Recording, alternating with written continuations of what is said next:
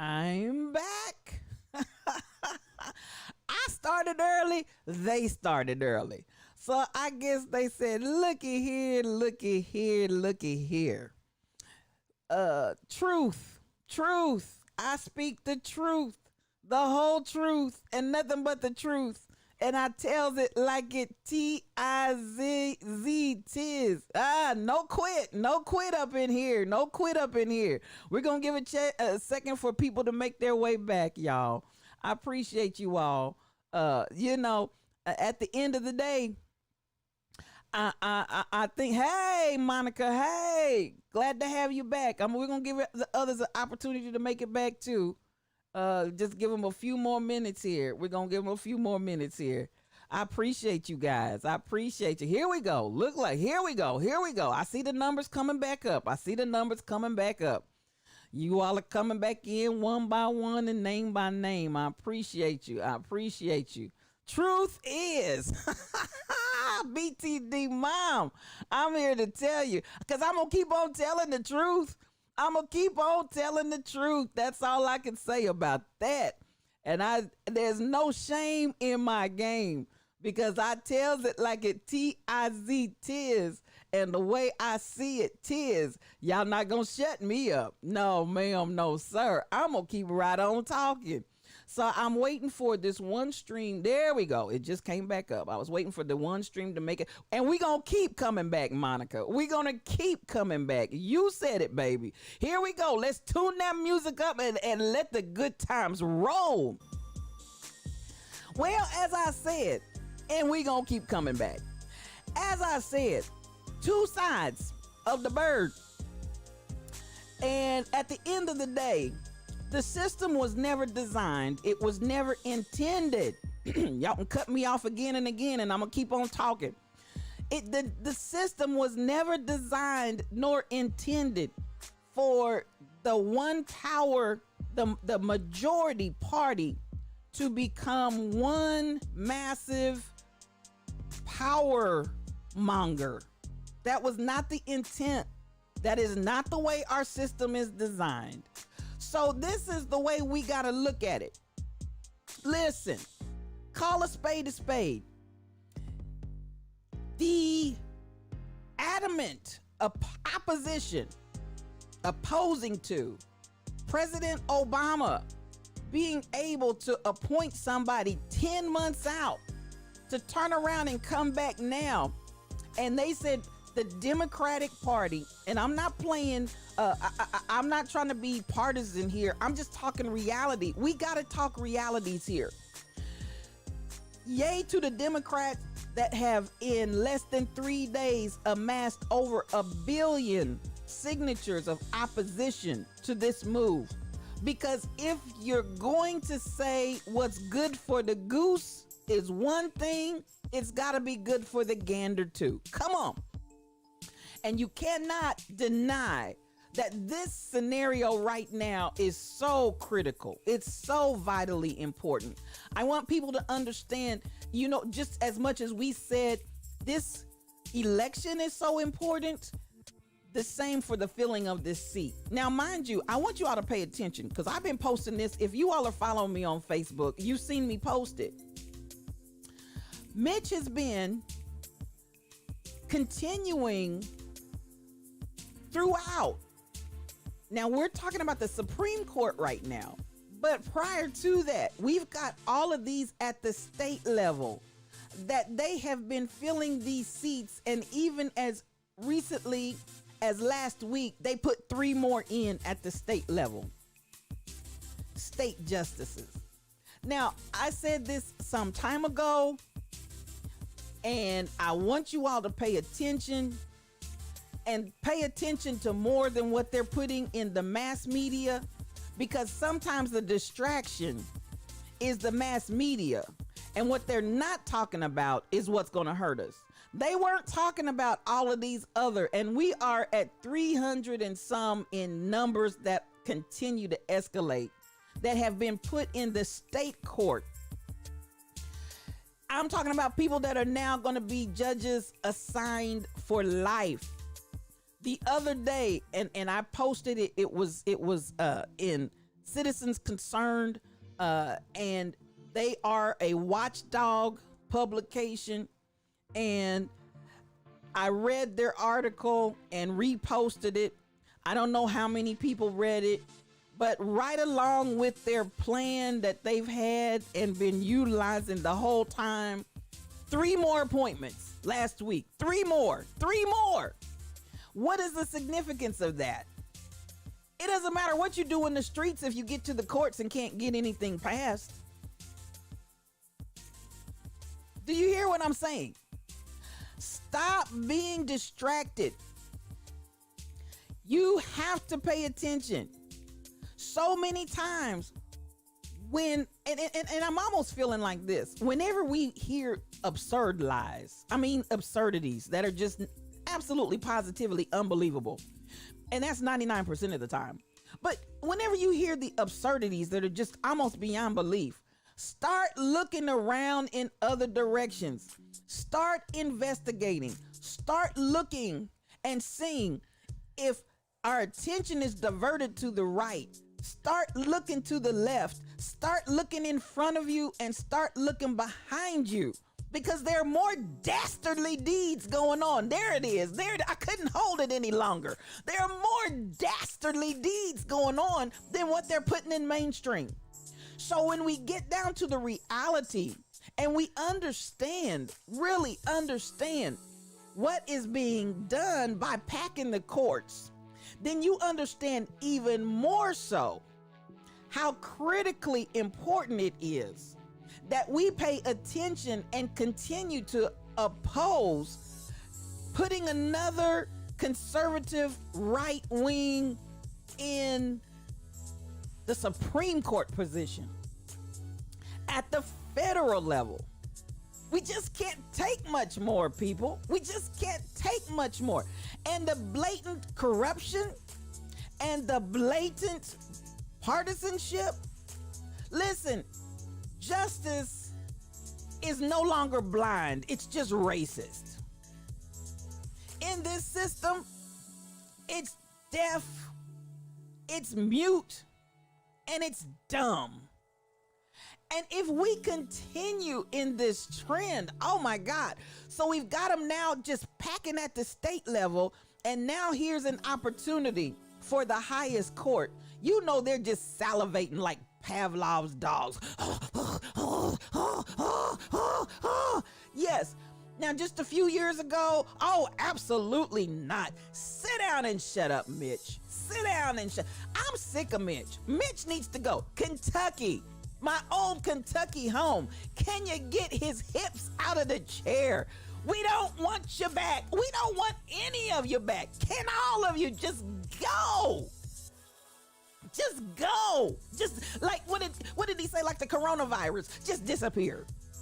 Because at the end of the day, civil rights, human rights, science, we've got more storms. I think Beta is the new storm that has come up. I think it's number 20 or 21. In 2020, we're having unprecedented things that are happening in nature because of global warming. And we've got, yeah, it's a global warning. I was right the first time. It's a warning and warming. We've got somebody that doesn't believe in scientists or the science. I tell you, deaf, dumb, and stupid. We've gone beyond, and then we have this opportunity now to see his dastardly hand appoint another crony. I just can't take it. I just can't take it. We need to continue the good fight. And the fight again is not, y'all know me. You all know, well, most of you know me. Some of you have just joined since I've been on these channels recently, so you really don't know me. Y'all say, oh, it's a black lady on there just screaming and hollering every day. Listen, you don't know me. That's not my norm. But desperate time call for desperate measures. I normally do not talk about political issues at all because I try to keep a separation of church and state. However, there is something that says if you are sitting down and saying nothing in this hour that we're living in right now, something's wrong with you. Because justice, mercy, love, humanity is missing right now. And we want it back. And if you can sit idly by and say nothing, oh my goodness, I got to say something. Said I wasn't going to tell nobody, but I couldn't keep it to myself. It's indeed desperate. Jams JJ, it's indeed desperate because we are in a critical situation. The View, and I want you to take a look at what's going on. Now, y'all know Meghan McCain, for anybody that watches, you have to stand for something or you'll fall for anything. You are absolutely right, Monica. Boarded up the courthouse in Louisville because decision regarding Breonna is due today. Listen, all kinds of dastardly stuff is just going on all over the place. We've never, ever seen an administration like this. We've never seen the streets like this. We've never seen the government like this. Why is it like this? The leadership. It's reflective of the leadership. And as I was saying yesterday on The View, and I want you to see that as a small picture of what's going to happen out here in these here streets. Yesterday on The View, could it be? Thank you, Joanna. Could it be? Could it be?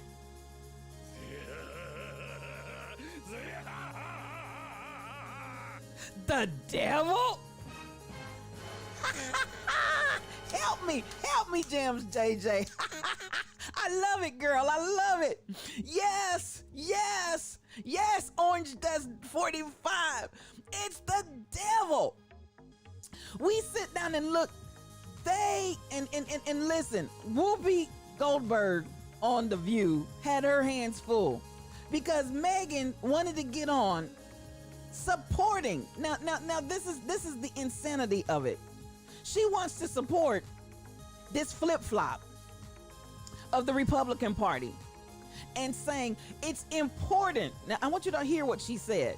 It's important that we've got to have that seat filled because obviously this election is going to need to be resolved by the courts and we need that seat filled.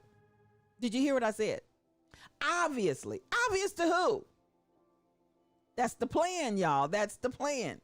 She said, obviously, this is going to need to be resolved by the courts and we need that seat filled. And so, listen, the duck is quacking all the time, the whole time. And his base is saying the same thing.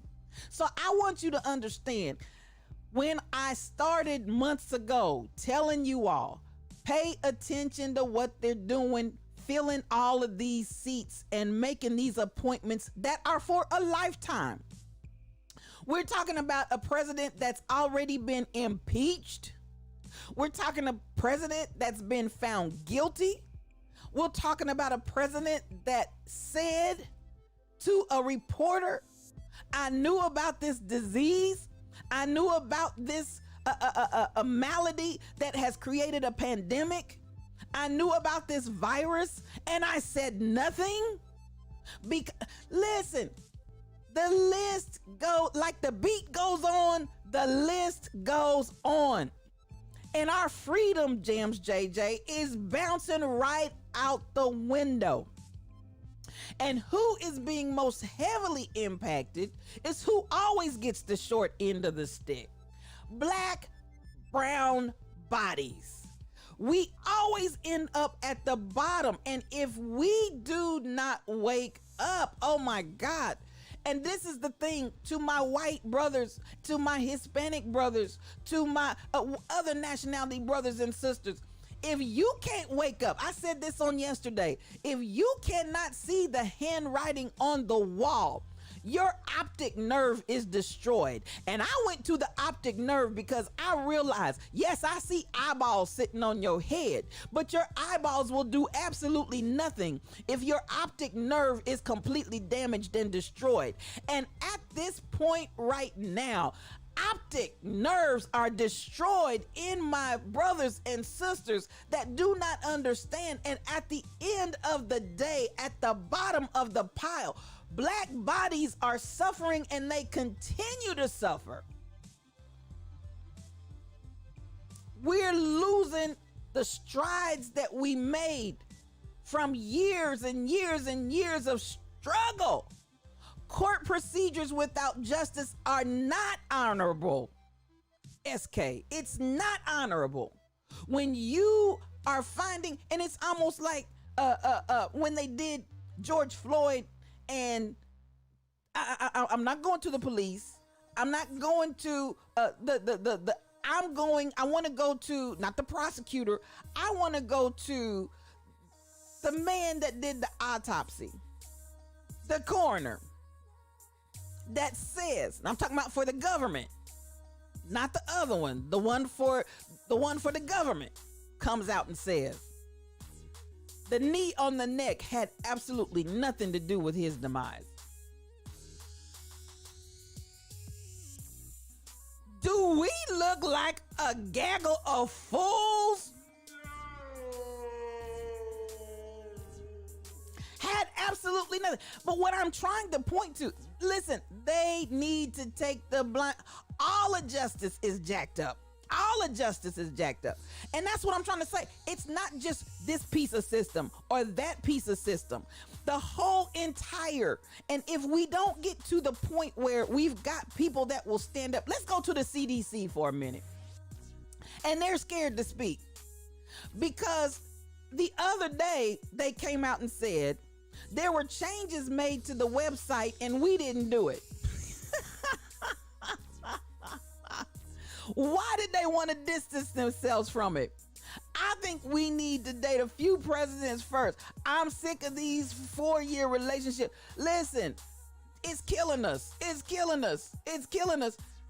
At the end of the day, well, first and foremost, yes, they are afraid, James JJ. First and foremost, let's look at this. The man's been impeached. The man needs to be, there are no repercussions for this man. That's why he's getting more and more brazen. That's why his administration is getting more brazen. The AG, Bill Barr, is getting more and more brazen. Everything that you see is getting farther and farther away from the design and the plan of democracy. That's just a fact. And the interesting thing about it, there are people who are afraid to lose their wealth, to lose their status, to lose their privilege, that are willing to vote for 4 more just to keep what little bit of privilege they have. Now that's sad, because there never should have been privilege to begin with. All men are created equal, but you keep one. Could it be?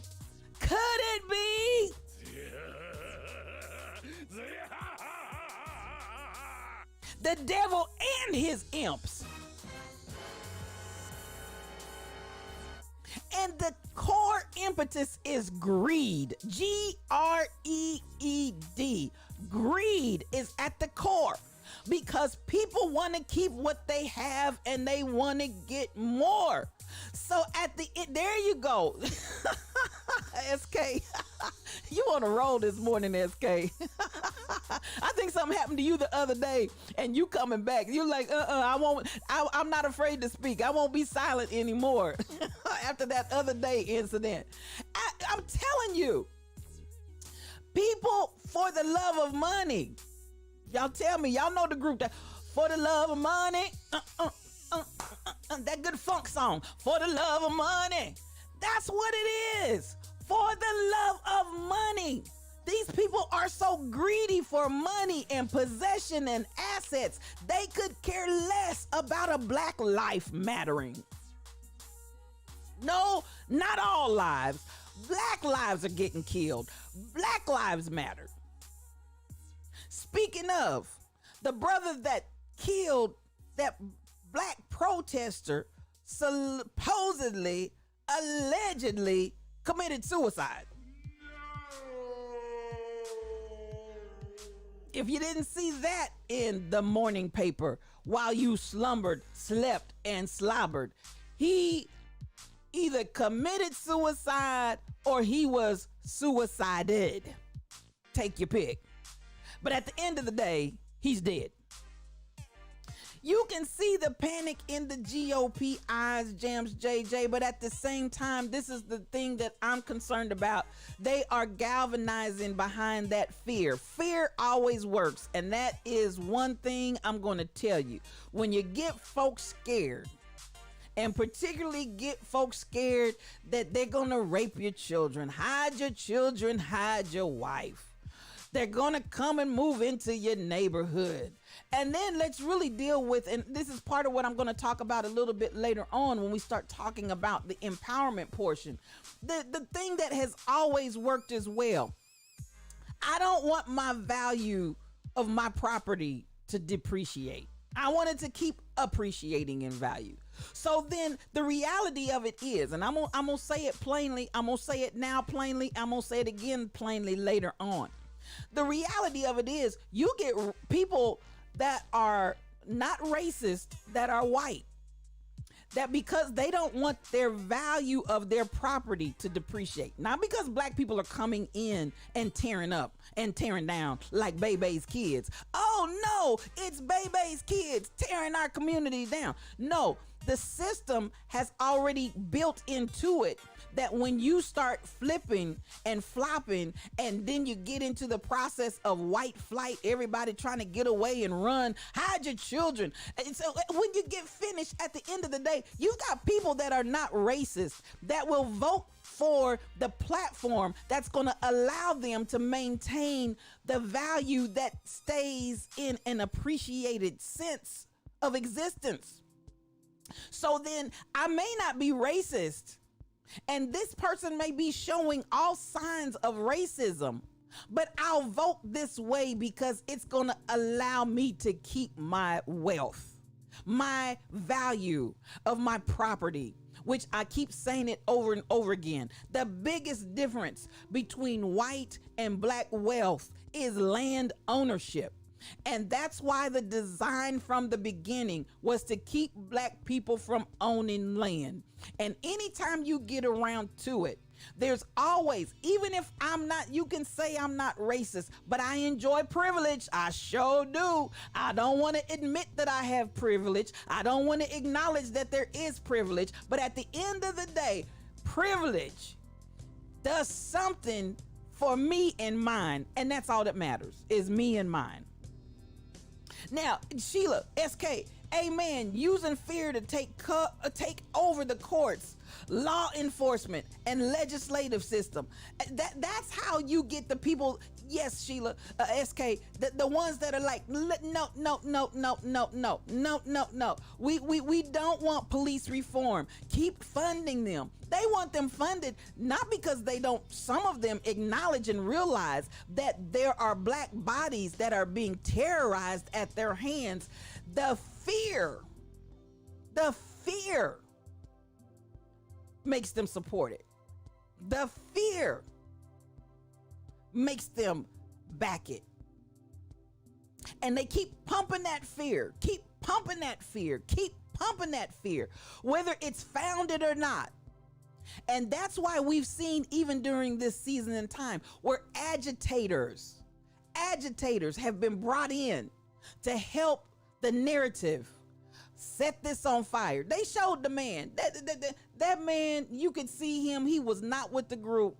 And there were several not with the group, came in all of that black attire, and he was obviously a white man.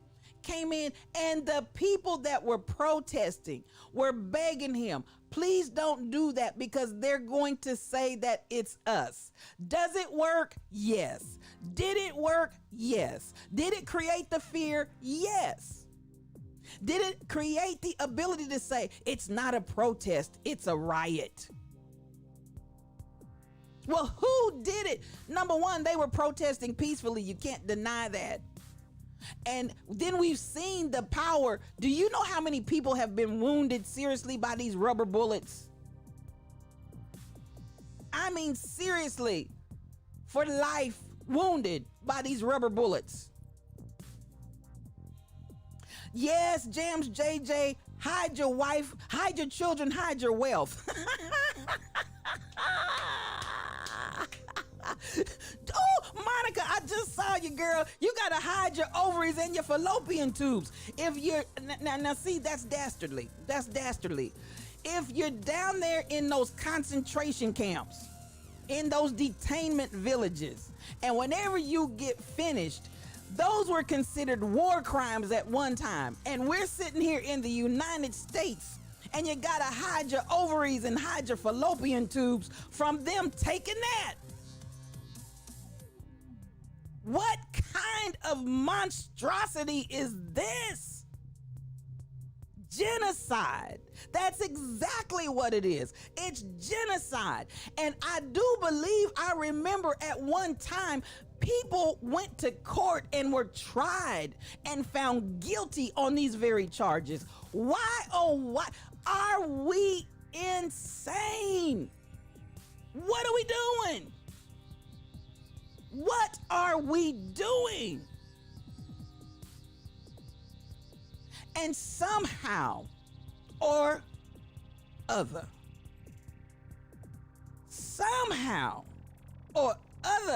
I can't understand it, y'all.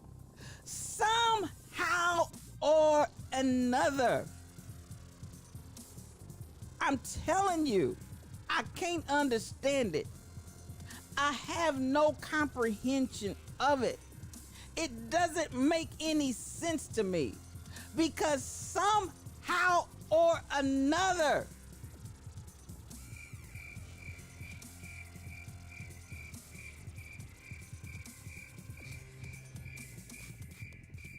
crickets, state-funded genocide using our tax dollars, crickets. What are we doing? You see what the sign says behind me? Together we create. Well, listen, together they're creating a hysteria, a monstrosity, a lack of humanity, and people that are quiet and mute. I cannot understand it.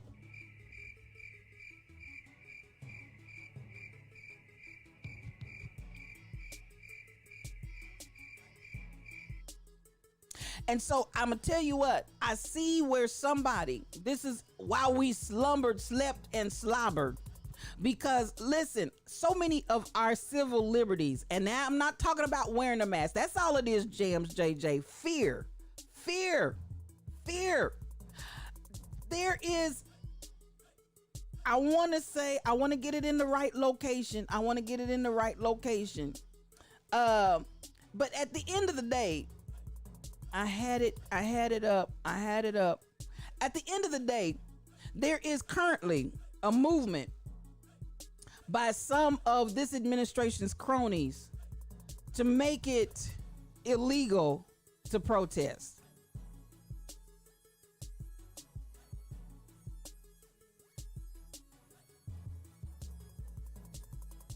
Did you hear what I said? There is a movement. Oh, okay, it's DeSantis. I wanted to make sure I called it right. Am I surprised?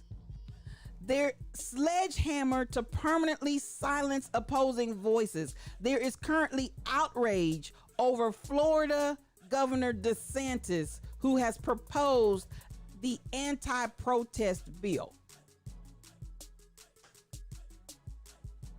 Now, we have the orange duck said it out loud. Now, listen, you want to protest wearing a mask because it infringes on your rights. But I told you, and I've seen it time and time again, people that were not out at these locations are getting sick and dying from the coronavirus from people carrying it back to them. But you don't want to wear a mask. You don't want to wear a mask because it's infringing on your rights. You have a right to bear arms. So you're out waving long rifle guns, carrying them across state lines, going into other cities, killing people, getting back in mama's car, trying to make protest illegal, SK, and to punish cities that defend the right to protest. But listen, this is the thing. This is the right to die. This is the thing I want to understand. Those laws are protected and put in our rights also. How do you pick and choose? And how do you stand with a party and an administration that wants to pick and choose which of the rights you're going to afford to people and which rights you're not?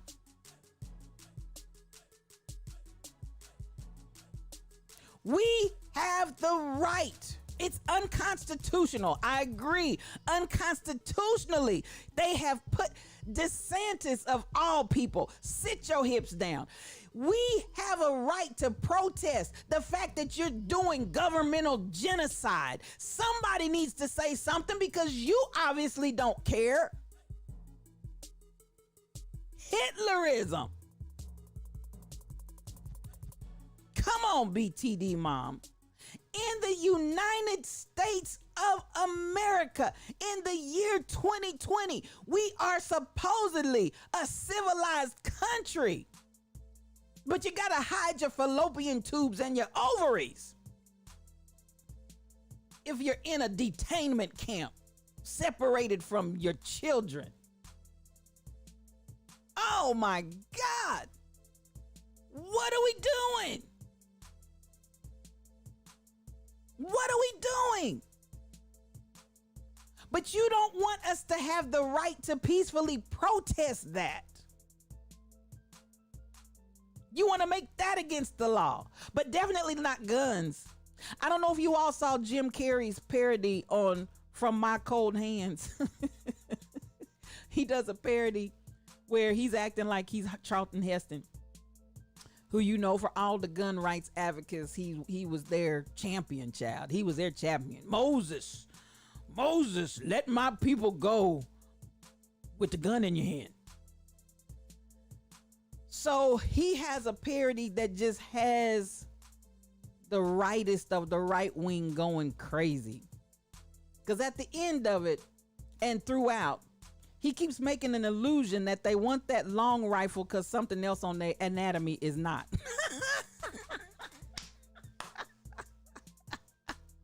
And the Saints are mad. The Saints are mad. They are livid.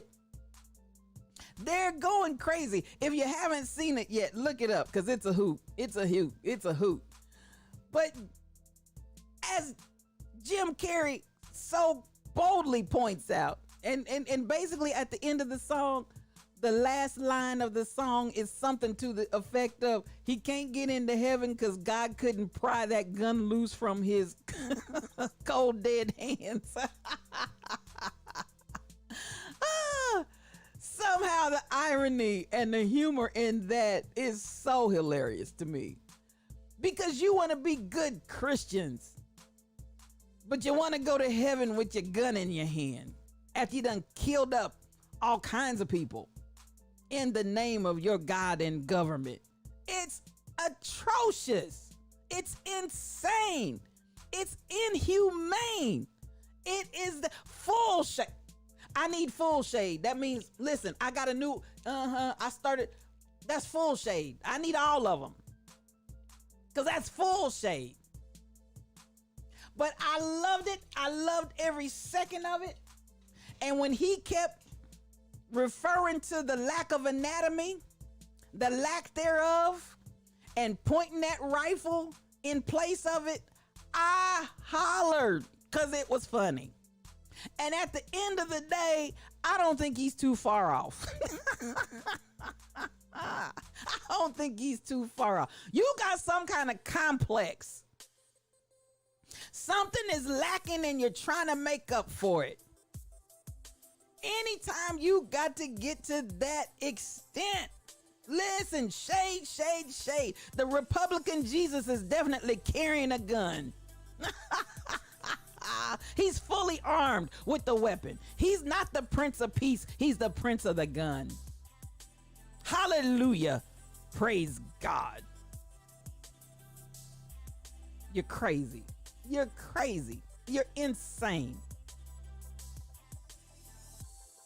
And that's not religion. And that's not God. And that's not the love of God. I don't care how you try. Listen, main man, you cracking up because it's the truth. It's the truth anyhow. It's the truth. Y'all go out there and look up Jim Carrey. Let's take his video over the top. It's already got I don't know how many hits on it, but it's great. When y'all see that dead cold hands, y'all gonna crack up. We're looking at a day and a time, and somebody mentioned it, Breonna Taylor. We still want justice for her. You cannot tell me $12 million. Nobody care about your money. $12 million is not going to bring that young woman back. Don't think you can throw some money. Oh, yeah, they just want some money. Just throw some money at it. Just throw some money at it.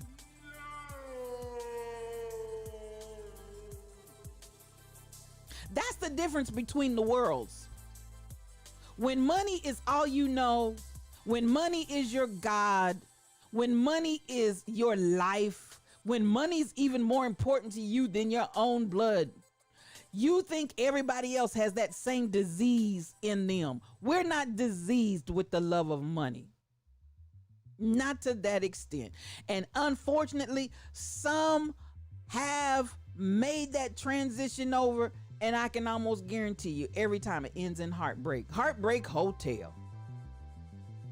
Because at the end of the day, money is not everything. It's not. It's just not. So I want us to really, really come back to the humanitarian side. And yes, Governor DeSantis, we oppose you and your bill. We oppose you and your bill and the administration that you represent. And the same way you all want to carry your guns. Have you all noticed on almost all of the ads this year for the Republican Party, for those that want to identify with the far right, they say, and I own, and start naming off how many, I own X number of guns. I'm a gun carrying, card holding. Are you kidding me? And that's supposed to make me want to vote for you, but it is a signal to your base. I understand that. It's a signal to your base. But people that don't care about how many guns you own and how many lives, particularly black lives, you're ready to take out of here to defend your country. Listen, black lives are a part of this country too. And for those that have chosen the Republican power mongering that you're doing in the system right now, Democrats are a part of the United States of America too. And to deny us rights and to pretend like because they are Democrats, they don't have any say, any rights because you have majority rule, that is dastard. It's a dastardly deed. Oh yeah, it is. This country, it's, see how well that bird can fly with one wing. See how far, see how high that bird can fly with one wing. It's gonna be grounded. And that's exactly what this country is right now, grounded. The ideals, life, liberty, pursuit of happiness, grounded. We hold these truths to be self-evident. All men are created equal, that they are endowed by their creator with certain unalienable rights, that among these are life, liberty, and the pursuit of happiness, grounded. Give me your tired, your poor, your huddled masses yearning to be free, the wretched tempest of your gleaming short. Bring these, the homeless tempest tossed to me. I lift my lamp beside the golden shore. I'm trying to test how much do I remember from grade school. Grounded. Grounded. All of the people must have effective representation and a fair shot at choosing our representatives. That must be. And right now, gerrymandering, grounded, rewriting these districts, grounded. Oh, and by the way, DeJoy, who ain't no joy in DeJoy.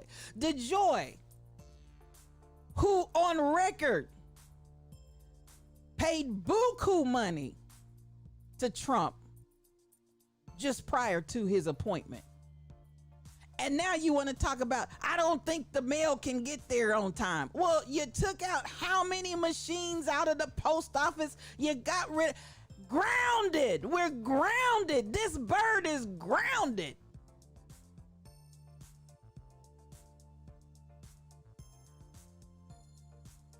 And you don't even want us to protest. I just don't know how much more dastardly it can get. I just don't know. But that is why I want people to get a conscience. I want people to identify what's really going on. This is not a game. You want to know how Hitler came into power with so many people watching just like this? And I'm not trying to scare you. I'm asking you to look at facts, not made up, twisted stories to scare folks.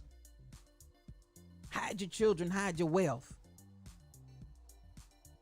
I want you to look at stories for real. Breonna Taylor was murdered. That's a real story. You want to try to pull out dirt on everybody else? And see, this is the thing about it. Pulling out dirt has nothing to do with the situation at hand at that moment. Somehow you want to find a means to reach down in your twisted heart to justify what your eyeballs have seen. I'm going to keep coming back to Breonna Taylor. Tamir Rice, 12 years old, shot and killed. I thought he had a gun.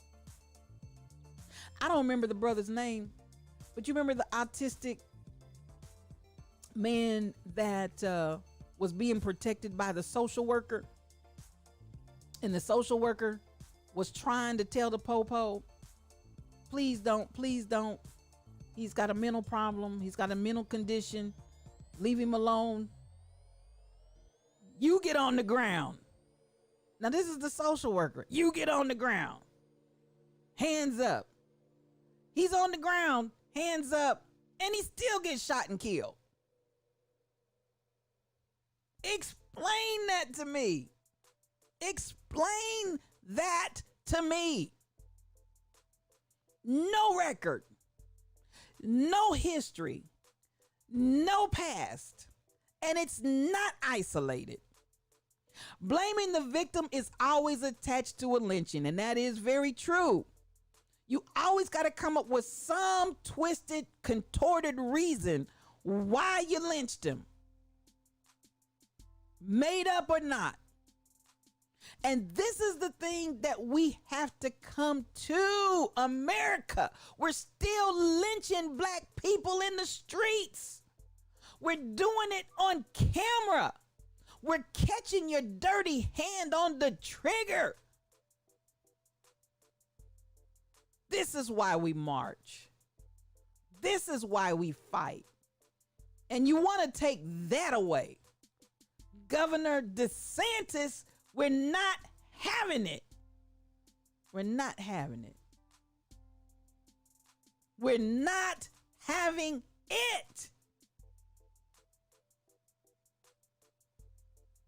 Together we create, and together you guys destroy. Somebody's got to turn this mother out. Class dismissed. We've had 4 years of learning what racism, hatred, and division will breed. We've had 4 years of it. Can we not see clearly? The rain is gone. This is 2020, the year of clear vision. And we're not going to have it. So I want you all to pay attention. Reach out, do everything you can. Because if everybody else can demand their rights, I don't have to wear a mask because it's my right and it's against my constitutional right. We have a constitutional right to march, and you presenting another bill to take that right away is not gonna fly. Anybody talking to me this morning? Oh, the rebounding of the stock market. Surging wealth for the haves continues. Widespread economic misery, for the have-nots during this pandemic. It has been estimated that the money and the wealth. I choose the creator side. We're not going to quit. I'm with you, SK. We're not too legit to quit. Now that's what I'm talking about. Together we create. Together we create. We're not a part of the division. We look at what's going on, and I was going to touch on that as far as the stock market. And the stocks are rebounding because the wealthy people are making more money than ever off of this pandemic. And I'm going to put this bug in your ear. I'm going to put this bug in your ear. And this is me. I'm going to unshade right here because I feel like I want to say something. This is my opinion. It's my opinion. I'm telling it like it tis to me. But listen, this is how I feel about it. Private sector does not need to own. When they come up with something to fight coronavirus, that needs to be owned by the public and not by private sector. When they get an answer, good morning to you, Brenda Munson. When they get something for the pandemic, the coronavirus, I feel like we, the people, need to insist that the people own it and not private sector. Because you want to know why so many of the wealthy and the chasm keeps getting greater and greater between the haves and the have-nots during the pandemic? Because so much of our industry and corporate is privatized scenarios where private individuals and corporations, we have given more life. We talk about welfare. Corporate welfare is the most egregious thing that we've ever created. You know, a corporation is like a living human being in every way, except for it's not alive. You've got flesh and blood human beings in our citizenry that cannot get a bailout, that cannot get assistance, that cannot get welfare. And the ones that do get welfare, we want to call it socialism. But if there's any socialism going on in the United States of America, it's corporate welfare, because they get every bailout you can think of. They get subsidized, they get propped up, they get decreased taxes, they go over to other countries so they don't have to pay taxes over here. They do everything damnable under the sun, but they do it de jure by law, and we continue to give them money. So yes, they're getting richer every day. That's the whole concept behind plantation capitalism. And we ought to be about sick of that. So if you come up with something for coronavirus, I feel like we, the people, need to own it, not these corporations that are going to turn around and charge us all kinds of ungodly, dastardly prices. When, let's be real, the whole system of testing and their trials, we pay for that. We pay for you to come up with an answer to the corona. Then you turn around and privatize it and make us pay you out the nose to get what we paid you money to find to help us get a cure. We need to own that daggum vaccine. Y'all ain't buying what I'm selling. Thank you, Brenda, what you said. We need to own that daggum vaccine. You took our money, you took our lives. We need to own that vaccine. And we shouldn't have to pay you 1 red cent. We already paid you. But I want us to pay attention, because this is exactly how the rich get richer and the poor get poorer. They will allow that vaccine to go to a private corporation, to a private company, to a private entity, and they will turn around and charge us whatever they think the market will bear. And the market bearing is just so that they can make more money on the stock market. I'm telling what God loves, and that's the truth. I'm telling you like it T-I-Z-tis. We've got to wake up to all of this insanity. And that's why they're trying to privatize everything, including school. That whole undercurrent of school of choice is all about getting rid of public education and going to a privatized system. Look at everything they privatized. The prisons are privatized. Go down the list. It's all being privatized. And that's how, during a pandemic, when we're dying and we're starving and they don't want to give us a measly $600 check, and you got $1,200 one time in the year of 2020 for a whole daggum year, and they're steadily going up on the stock market, making more money. Wake up. It's a skit and a scam.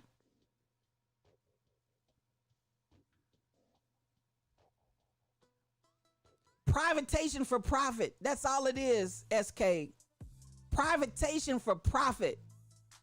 Yes, indeed. They allow that so they can get richer. They probably already have a cure or an answer, and it's all about them. And you're not far from the truth there, Brenda. I'm not a conspiracy theorist, but I feel like this. There probably is a cure somewhere already out there. Did y'all watch Outbreak with Dustin Hoffman and Morgan Freeman? They probably already got a cure somewhere out there, but it's not to their purpose to release it right now. So, hey, this is at the end of the day. We're just American lives. It doesn't matter.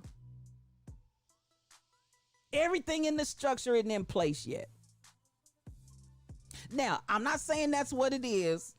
I'm going along with that same concept of the hypothetical in Brenda's concept, but we've seen it time and time again in movies. We've seen it in all kinds of stories.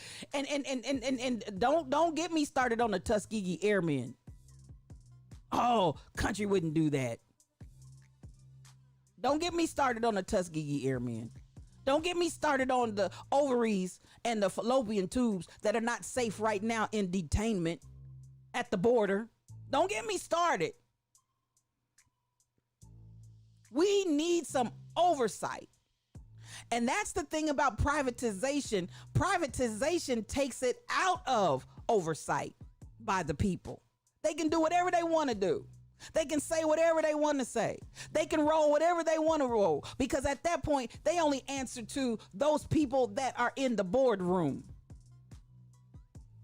Those people that have governance over what's going on with that corporation. Privatize it. Wreak havoc on the land. And then charge them for it. Y'all ain't ready for me. So I'm telling you, I encourage you. I'm going to put this, if you haven't already thought about it, I want to plant this bug in your ear. When they come up with the vaccine, tell your representatives, we want government oversight. We want the people. We want the people to have it, not a private corporation. Because Big Pharma is making a killing off of us. Because at the end of the day, whether there is a pandemic or not, you need medication, some of you. And I want to know, have they dropped your cost one iota? Have they put a moratorium on your medication? Or are you still paying every day? You need your meds. How you gonna pay for it? That $1,200 you got back then been gone. Y'all ain't ready for me. So at the end of the day, all of this privatization that the United States is currently under needs to stop. And I'm going to say it again. I'm going to say it one more again. Y'all get ready to log back in case I get cut off.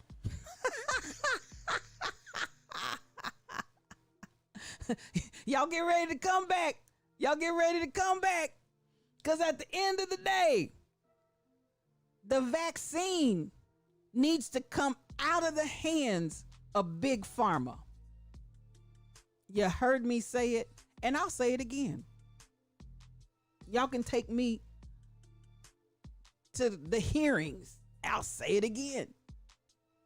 The vaccine needs to come out of the hands of Big Pharma.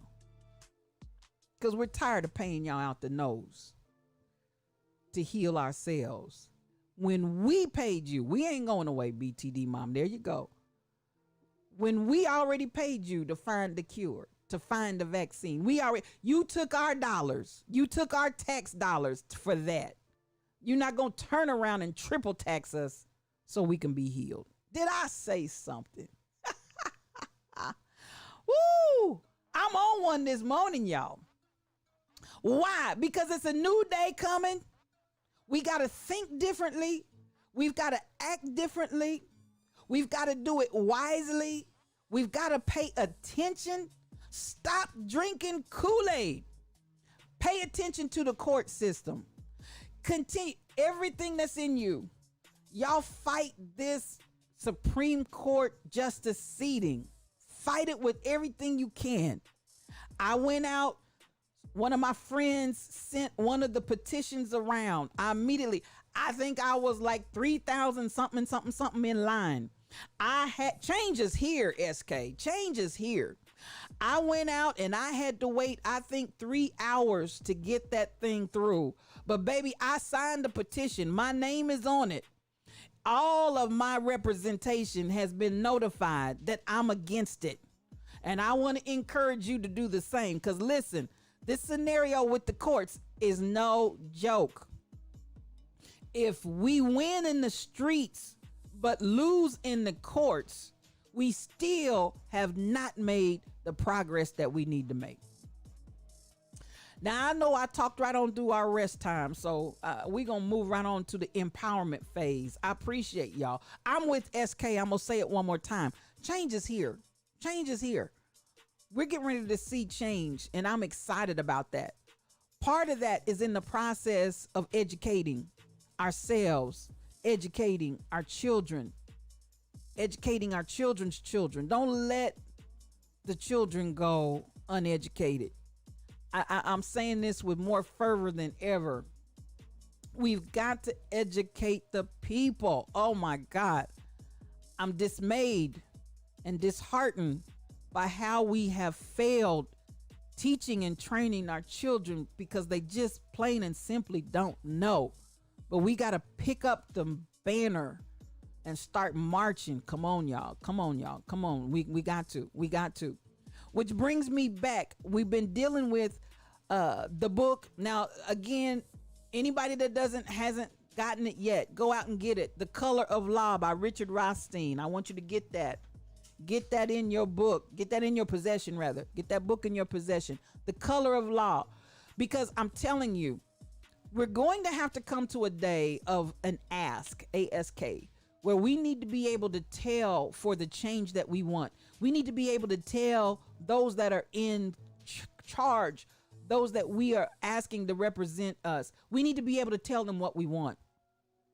The Color of Law does an excellent job. I want everybody to get it. I want everybody to get it. All cross all the barriers, cross all the lines. You need this book if you want to understand how this country has built itself on the back of racism and segregation and unjust laws de jure on the books and unjust laws de facto.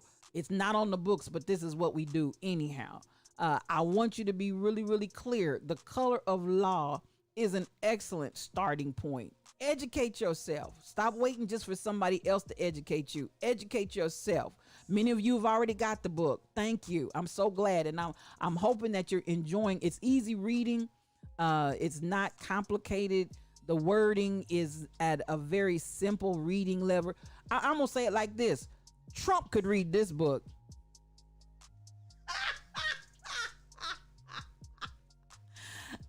Well, maybe not. Anyway, it's at a Trump grade reading level. You can read it. Now, we're also on The Color of Money. Banks and the racial wealth gap. That's what we're on right now. And we're dealing with some of the issues and what's going on in this as far as money. I'm going to say it again, and I just can't say it enough. There are some areas where we've got to gain inroads. Land ownership. There's a reason why. Excuse me. There's a reason why the status quo fought so hard to keep black people from owning land. Because land is wealth. Land is wealth not only during your lifetime, but land is wealth where you're able to leave a legacy to those that come behind. It is the ability to leave to your children and your children's children. And that is the area. We talked about it the other day. 40 acres and a mule. Field order number 15. Never happened. Never happened. Why? Because they came back and they started talking about, we won't just give it to you because we know you black people want to earn it. So we're going to give you some bonuses for having fought in this man's army for your liberation. We're going to give you some bonuses. We're going to then let you work the rest of it off. And we're going to teach you savings. So we're going to create thrift banks. And we're going to teach you how to save your money so that you can buy your own land and feel good about yourself. Now, we done worked for that land. We done worked for that land, worked that land. There would be no land if we hadn't worked it all of those years. And you want to turn around and tell me, you want to do me the good favor of putting it in a way so I can feel good about myself that I worked for this and it wasn't just handed over to. It's not a handout. It never was a handout. Never will be a handout. We worked for this. As a matter of fact, let's go back to corporate welfare. Even to the plantation owner, corporate welfare had already started. You got free labor. You got free, as a matter of fact, when we reproduced and multiplied and made more monies, that went up on your books because you made more money because now I got more black bodies to work for me. So if you want to talk about corporate welfare, talk about yourself because you already got it. And we just keep giving it to you. How about that? How about that? For everybody that wants to scream, we don't want socialism. We're capitalists. You're a plantation capitalist society, which is the reverse. Basically, plantation capitalism provides socialism behaviors for the upper 1%. Yes, I said it. It's where everybody else in your plantation capitalistic system does the labor and the work, and you sit at the top and reap the benefits. Yes, I said it. Why you want to talk about we don't want socialism? You're the main recipients in this country. So we look at this whole idea. Feel good about yourself. Come on, SK. Free labor plus payouts for the freed slaves after the Civil War. Break it down, sis, because you're telling it like it T-I-Z, tis. And you want to talk about no socialism. So when we get down to it, we don't have any choice. Abraham Lincoln them come up with this idea. Thank you so much. But before he can do anything to execute it, the man is executed. And at the end of the day, the Freedmen's Bank, which comes out of all of this Freedmen's process that y'all got on the books, the Freedmen Bank takes all of that money, collects all of that money, dupes all the people into giving in their money into that bank just to have Brother Charles Henry Crook steal it for the railroad and go on about his business, and took over billions of dollars from the black community, which then pushed them right on into sharecropping. Well, then we get into a phase where after we go through the sharecropping, black people start coming together and saying, listen, we got to come together. We got to organize. We got to do something. Some of those that came from the Freedmen's Bank, some of those individuals that had worked at the Freedmen's Bank, not in management, but they did get to be tellers. They did get exposed to some levels of banking. They start coming out and saying, hey, let's make some black banks ourselves. Now, not a bad idea, but you got to have, number one, there's some systemic things that are going on here. Let's look at the reality. My word for today, fractional reserves. Black banks did not work and operate from fractional reserves. Probably one of the biggest differences between them and typical traditional commercial banks. Let's look at what black banks were. They were basically big piggy banks, huge piggy banks. There was no return on their money. That money was not being invested in anything that returned any kind of dividend to the people. Excuse me, that they eventually got to the point where they were able to give themselves loans. Why did they need loans? Because black people could not get loans for housing, period. So since all the traditional means were closed, then they did start loaning some money to each other from that. Now, the biggest problem, though, that black banks had, they didn't have what was called fractional reserves. Fractional reserves, and banks still do this today, they'll only have a certain amount of cash on hand, and they reserve enough money in the bank to be able to transact some business. But the idea is that they don't want to be susceptible to what's called a run.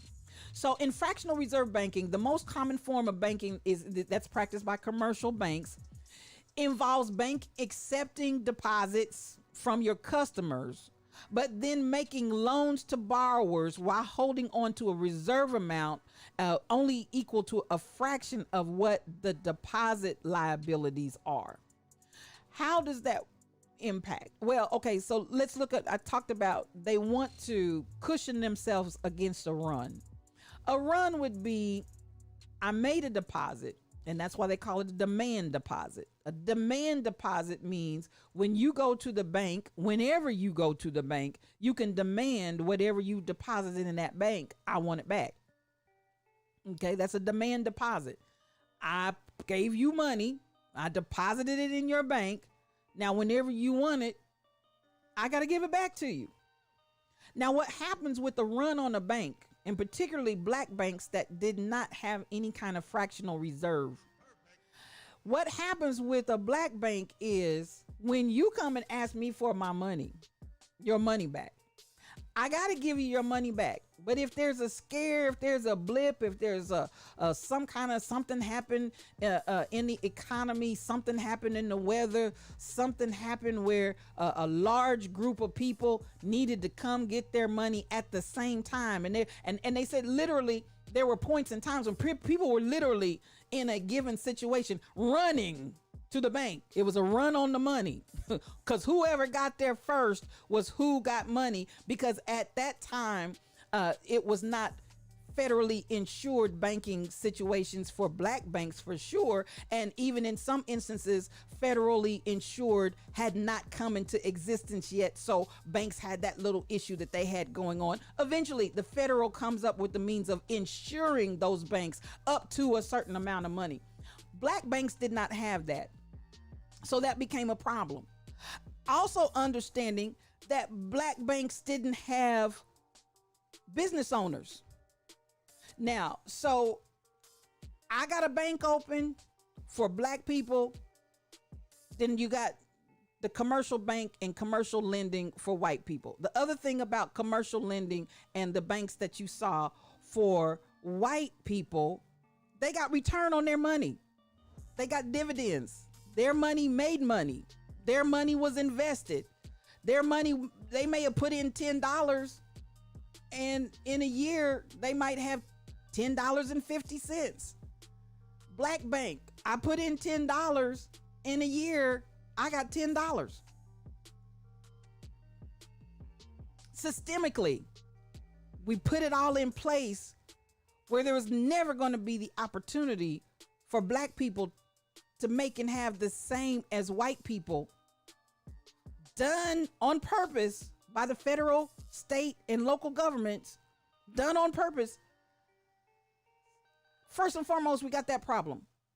We don't have fractional reserves. We don't have the ability to take and have a fraction while we're doing other things with the money. We don't have that liberty. We don't have that leisure. Why? Because you may have companies that are bringing in, say, I'm gonna just arbitrarily say $5,000. So I'm not just getting the deposits in my bank from individuals, but I've also got companies that are depositing in my bank. So I have more money to work with. Whereas this black bank, if they've got people that are bringing money to the bank, I may be bringing 50 cents. I may be bringing $1. I may be bringing $2. Woo, woo. But I'm surely not getting a corporation that's bringing, oh, my company just made X amount of dollars today. Bam, here it is. No, that was not the case. So we've got already a disproportionate system going on here between the banks and what those banks are able to do. And again, I've got a piggy bank thrift over here, just as a piggy bank. I'm just holding your money. We're putting it all together.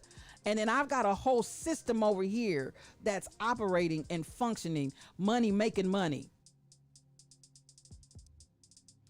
I got reserve, fractional reserve, where at the end of the day, you can come in and write a check. Okay, we got enough for that. But at the end of the day, I'm not looking at everything that I have being wiped out on a run, because we got fractional reserves.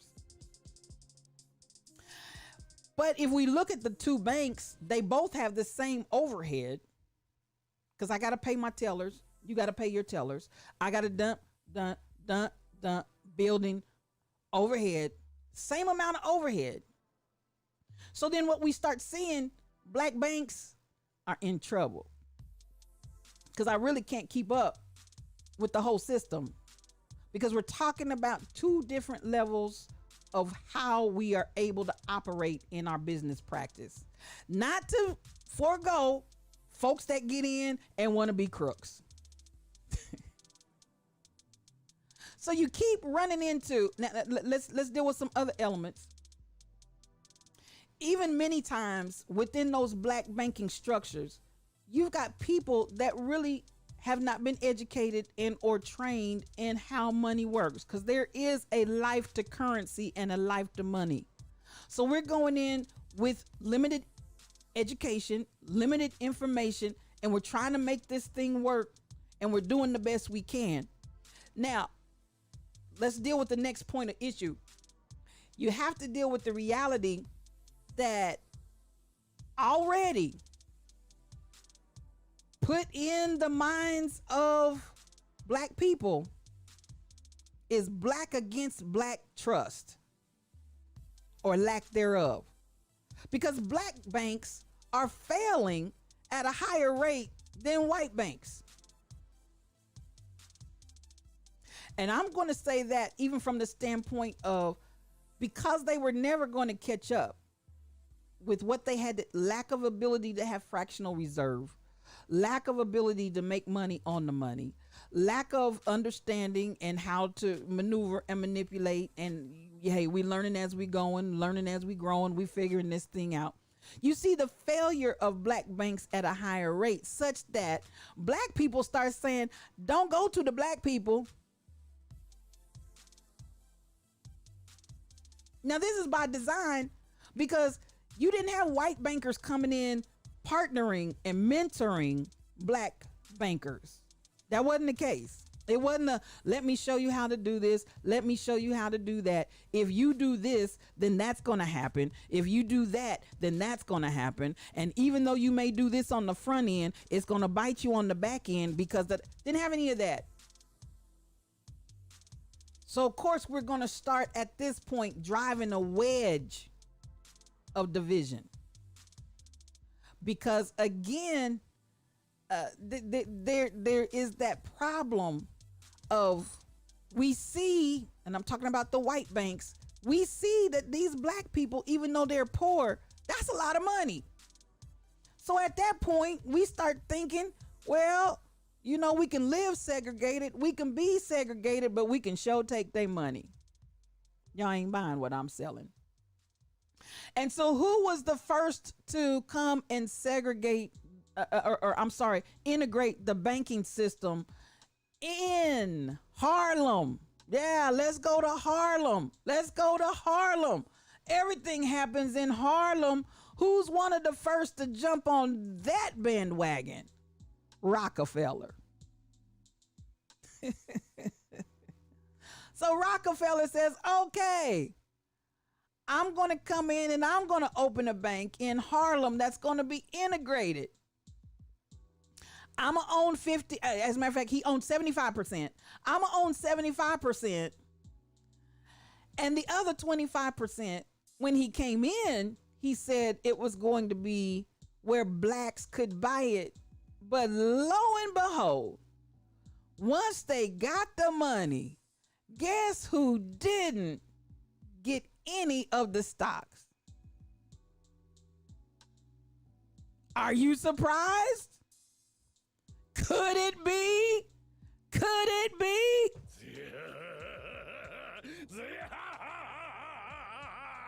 The devil? So Rockefeller comes in with the bank in Harlem.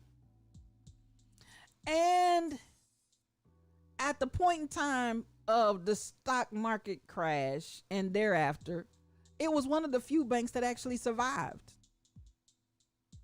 While you got folks jumping out of windows, killing themselves, running on the bank, everything that you can think of. And of course, FDIC comes into play after all of that. Guess whose bank is still operating? Harlem. And some of the other black banks as well. I want you to look up this sister, Maggie L. Walker. She was the first black woman to own a bank and be the president of it. Maggie Walker. Her bank survives the stock market crash. And while I'm talking about Maggie, and while I'm I want to, y'all look her up.